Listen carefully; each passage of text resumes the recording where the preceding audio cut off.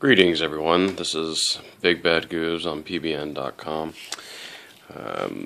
So anyways, I thought I would take apart my insight for the day and kind of let everyone know how everything kind of went.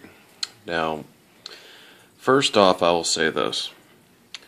I would have hoped after spending around $1,100 on a paintball gun that things would have gone a little bit smoothly or another way. However, one of the things that happened in the middle of a game and was not all too pleasant, but also it did happen. This would be an O-ring. As you can see, it's not exactly an O anymore and more of a U. This O-ring happens to go right about here. And it would be going between this can. Next up. I had heard off chance to some people that the bolt was coming loose from the ram shaft.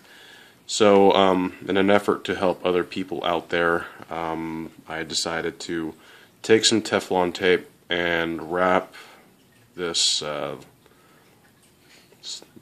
thread right here so that when it plugged into this, it wasn't going to go anywhere.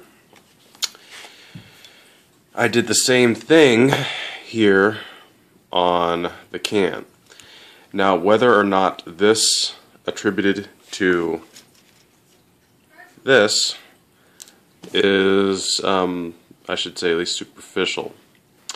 If it did cause it, that is definitely something that should not have happened. But other than that, nothing came loose on the gun after I had, used Teflon tape to put together. Obviously, I have extra O-rings to put onto the bolt and or to the ram housing and the can. The next thing that kind of disturbs me, and I think this is something that more of a problem that I think needs to either be addressed with either this large part of the bolt being either a hybrid of metal and maybe Duralin attached to a metal, I would guess thread, is because when you twist it, that. Now, thus far it's not really that bad, but let me just make this observation. This is one day's gameplay of wear. So obviously something is going on inside here that is causing an abrasion. And I will let everyone know, yes, I did lube. I used, the TRIFLOW that everyone has, told me to use on the bolt O-rings, and otherwise it pretty much worked the way it's supposed to, except here I have a an abrasion or some wear. Now, when I run my hand over it, you don't feel it. It's it's just the anode coming off. However, I'd like to see what ends up happening to this after a while. Obviously, this O-ring right here doesn't look bad, so there's nothing I can really do about that. So, the gun. Looking down the breech, at least on my end, you can't see it in the video, it is unworn. Which I have, either it's a stronger anode or a harder anode that's more than the bolt, or the bolt's not anode as much. I don't know. But other than that, that's gone. Throughout the gameplay, throughout the day, I had the dwell set to 10.5, and I was getting a considerable amount of bolt stick. I still get to play again tomorrow, so I'm thinking tomorrow I'm just going to up it up to 11.5 and go from there. If I get bolt stick, I'll up it to 12, but we're starting to go pretty high here as far as a open closed dwell system. I had 2 ball breaks throughout the games yesterday, and I played maybe about 15 games worth of play. So I don't think that's average. My G6R has yet to break a ball, even using crappy paint that was breaking in other people's guns. But yeah, that is what's been happening.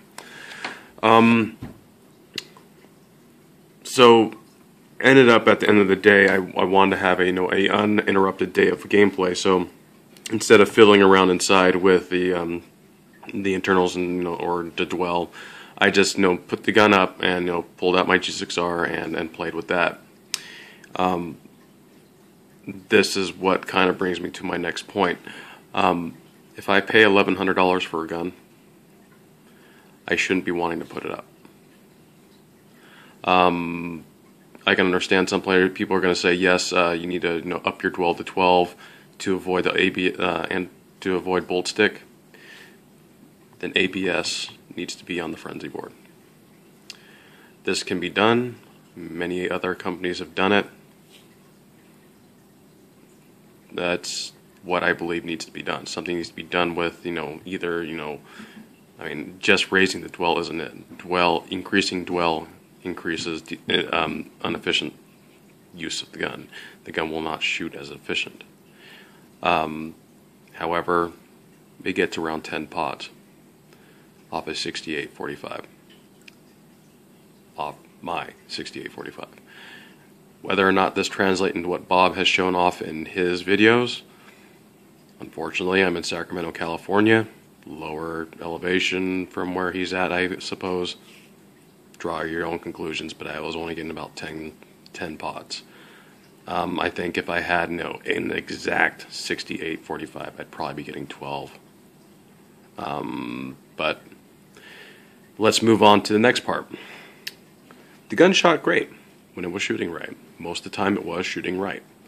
It was probably once every 3 games that I ended up having a problem with it, and I had to pull out the bolt, re-lube the shaft because that would get dry, re-lube the back of the bolt because that was getting dry, and then my problems would disappear for maybe about 3 or 4 games.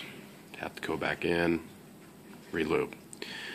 This is probably what it is, but very accurate, very consistent, very good gun. Feels very good in your hands when it's shooting. There is minimal barrel rise, but other than that, that's about it. So, in closing, I think that there are improvements that need to be done to the bolt system. Whatever those improvements are, I welcome it. I'm not going to drop this gun instantly, but we'll see what the next couple of months bring us with Bob, and if he pulls something spectacular and this whole system here ends up being a 1.5 bolt, 2.0 bolt, whatever it might be, it'll be very much welcomed. I think if you can take from this video, you will know what I'm talking about. Something needs to keep this thing from going unscrewed. This needs to keep it from going unscrewed. Something's going on here, where it is making some wear on the bolt. That's all I can really say. But at any rate, I will play again with it tomorrow, and I will have shooting videos and me playing, and it'll be against a lot more active people than I was playing with yesterday. So anyways, you have a wonderful time.